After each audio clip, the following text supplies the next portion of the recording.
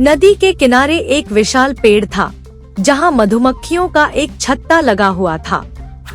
ये मधुमक्खियां दिन भर मेहनत करती, फूलों से रस इकट्ठा करती और शहद बनाती। उनकी दुनिया शांति और मेहनत से भरी हुई थी।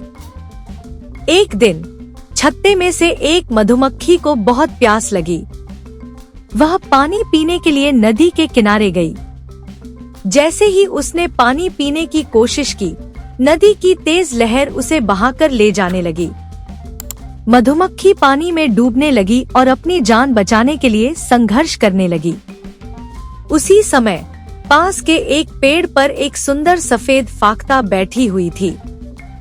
उसने मधुमक्खी की परेशानी देखी और तुरंत उसकी मदद करने का निश्चय किया। फाख्ता ने पेड़ की एक शाखा से एक बड़ा पत्ता तोड़ा और उसे मधुमक्खी के पास नदी में फेंक दिया। पत्ते पर चढ़कर मधुमक्खी ने अपने पंख सुखाए। कुछ देर बाद उसने ताकत जुटाई और सुरक्षित उड़कर अपने छत्ते तक पहुंच गई।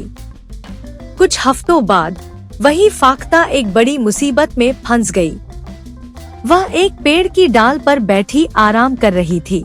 तभी एक शिकारी ने उसे निशाना बना लिया। शिकारी ने अपनी तीरकमान तैयार की और तीर छोड़ने ही वाला था। फाख्ता ने उड़ने की कोशिश की, लेकिन ऊपर आसमान में एक बाज मंडरा रहा था, जो उसे और डरा रहा था। तभी फाख्ता की मदद के लिए वही मधुमक्खी आई। उसने शिकारी के पास जाकर उसकी गर्दन पर जोर से डंक मारा। शिकारी दर्द से चीख उठा और उसका तीर निशाने से चूक गया। वह तीर बाज को लग गया और बाज तुरंत वहां से उड़ गया।